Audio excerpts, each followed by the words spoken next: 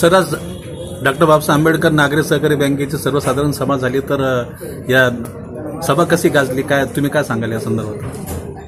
Doctor Babasaheb Ambedkar नागरी सहकारी बँकेची 28वी अॅन्युअल जनरल मीटिंग आज नुकतीच आता पार पडलेली आहे। या सभेला जवळजवळ 150 लोक हजर होते, सर्व संचालक मंडळही हजर होतं आणि डॉक्टर बाबासाहेब आंबेडकर नागरी सहकारी बँकेच्या प्रगतीचा अहवाल आम्ही या ठिकाणी सादर केलेला आहे। बँकेची प्रगती जर बघितली आपण तर बँकेचं शेअर कॅपिटल हे 3 कोटीचं आहे, म्हणजे 300 लाखाचं आहे। त्याच्यामध्ये जवळजवळ 256 लाखाचा भरणा झालेला आहे। सभासद संख्या ही 6300च्या वर झालेली आहे। त्याच्यानंतर रिझर्व्स हे 215 लाखाचे आहेत आणि या ठिकाणी डिपॉझिटचा जो ग्रोथ झालेला आहे तो अत्यंत उत्तम असा डिपॉझिटचा ग्रोथ झालेला आहे। ऍक्च्युअली कासा डिपॉझिट जे आहे ते 190 लाखांनी वाढलं आहे, ते 29% ग्रोथ आहे। त्याच्यानंतर टोटल डिपॉझिटचा ग्रोथ हा 49% आहे।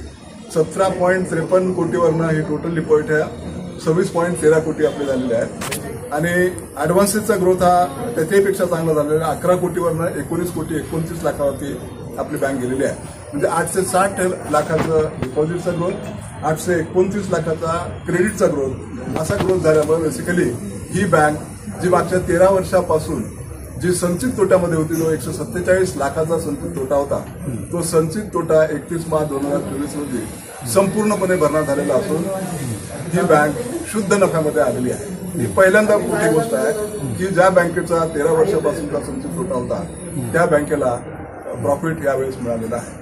आता हा प्रॉफिट मिळालेला असताना आपल्याला एक महत्वाची गोष्ट लक्षात ठेवली पाहिजे की कुठल्याही संस्था जर चालायची असेल तर ती प्रॉफिटमध्ये चालली पाहिजे। तर प्रॉफिटवर बँकेचा जर विचार केला तर बँकेला जर प्रॉफिट कुठला मिळत असेल तर त्या ऍडव्हान्सेसमधून ऍडव्हान्सेस देत असताना आम्ही ह्या गोष्टी बघितल्या की जे काही ऍडव्हान्सेस आपण देतो ते क्वालिटेटिव्ह, म्हणजे त्याच्यामध्ये गुणवत्तेचे सगळे प्रपोजल घेतले पाहिजे।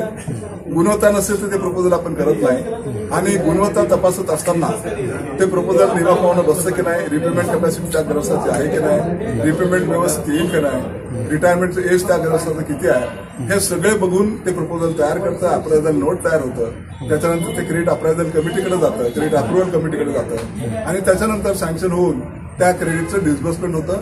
त्याच्यानंतर डिस्बर्समेंट झाल्यानंतर सुद्धा डॉक्युमेंटेशन प्रॉपर झाले की नाही हे बघितलं जातं। अशा पद्धतीनं हे क्रेडिटचं अप्रायझल झाल्यामुळं जे काही लोन ह्या बँकेने केले, म्हणजे गेल्या वर्षभरात जर बघितलं आपण तर जवळजवळ 1540 लाखाचे टोटल डिस्बर्समेंट आपली झालेली आहे। म्हणजे आपल्याला जरी ग्रोथ ही फक्त 8 कोटी 29 लाखाची दिसत असली तरी टोटल डिस्बर्समेंट हे 15.5 कोटीचं झालेलं आहे। त्याच्यामुळं गेल्या वर्षीचा जो काही आपला जो नफा आहे तो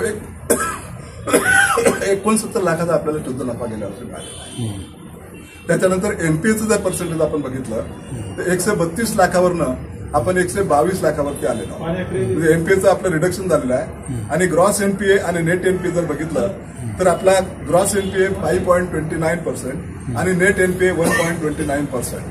म्हणजे ओव्हरऑल जर आपण एनपीएचं पर्सेंटेज बघितलं तर इतर बँकांपेक्षा हे आपली पोझिशन अत्यंत चांगली आहे। त्याच्यानंतर दुसरा एक यार्डस्टिक महत्वाचा असतो की प्रोव्हिजन कव्हरेज रेशो, म्हणजे एनपीए जे आपले आहेत त्याला आपण किती टक्के त्याच्यासाठी आपण पैसे बाजूला काढून ठेवलेले आहेत। तर आपण 89 लाख म्हणजे 98 लाख रुपये आपण बाजूला काढून ठेवलेले आहेत 122 लाखाच्या अगेन्स्ट आणि आपला तो कव्हरेज रेशो हा 81% आहे। अर्बन कोऑपरेटिव्ह बँकेचा जर आपण संबंध बघितलं तर आपल्या लक्षात येईल की ह्या संबंध बँकेचा ऑल ओव्हर इंडिया जर बघितलं तर तो 73% प्रोव्हिजन कव्हरेज रेशो आहे। ही मार्च 2023ची रिझर्व्ह बँकेकडनं आलेली आहे। कदाचित या वर्षात वाढला असेल परंतु त्याच्यापेक्षाही आपण वरती जावं म्हणून आम्ही 81% पर्यंत तो ग्रोथ आपण ठेवलेला, तो पीसीआर कव्हरेज आपण रेशिओ ठेवलेला आहे। त्याच्यानंतर मी तुम्हाला सांगितलं की एक कॉर्पोरेट गव्हर्नन्स, म्हणजे किती चांगल्या पद्धतीने आपण बोर्डामध्ये काम करतोय, कशा पद्धतीने आपण कंट्रोल एक्सरसाइज करतो, ऍडव्हान्सेस कसं कंट्रोल करतो, त्याच्यानंतर जी इन्फॉर्मेशन सिमेट्री असते, आरबीआयला जे काही इन्फॉर्मेशन आपल्याला पाठवायचं असतं, क्वार्टरली मिटिंग्स होतात रिझर्व्ह बँक ऑफ इंडिया समोर आणि त्या ठिकाणी या बँकेचं मागच्या 3 महिन्यामध्ये काय प्रोग्रेस झाली आहे तो प्रोग्रेस आम्ही रिझर्व्ह बँक ऑफ इंडियाच्या ऑफिसर्स बरोबर शेअर करतो। रिझर्व्ह बँक ऑफ इंडियाच्या ऑफिसर्सने सुद्धा आपल्या बँकेची प्रगती आणि एकंदरीतच अचिव्हमेंट हे अप्रिशिएट केले। त्याच्यामुळं आपल्या बँकेवरती 2019 मध्ये जे निर्बंध लागले सुपरवायझरी ऍक्शन फ्रेमवर्क मध्ये की ज्याच्यामध्ये आपल्याला जास्त खर्च करता येत नाही, कॅपिटल एक्सपेंडिचर करता येत नाही, त्याच्यानंतर ब्रांच एक्सपेन्शन करता येत नाही, रिस्की बिझनेस करता येत नाही, असे बरेचसे निर्बंध त्याच्यामध्ये असतात.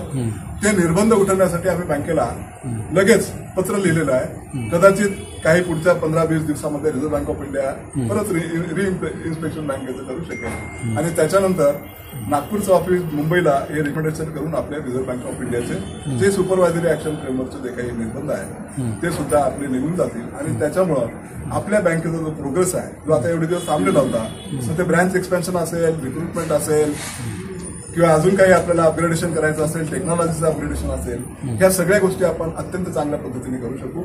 आणि ओव्हरऑल आपण जर बघितलं तर कोऑपरेटिव्ह बँका, अर्बन कोऑपरेटिव्ह बँकामध्ये जे अविश्वासाचं वातावरण आहे ते अविश्वासाचं वातावरण बघता आपल्याला काही संधी पण मिळाली याच्यामध्ये. त्या संधीचा आपण फायदा घेऊन आपल्या बँकेची प्रोग्रेस कशी करता येईल हे आम्ही सगळं संचालक मंडळ आम्ही बघत असतो.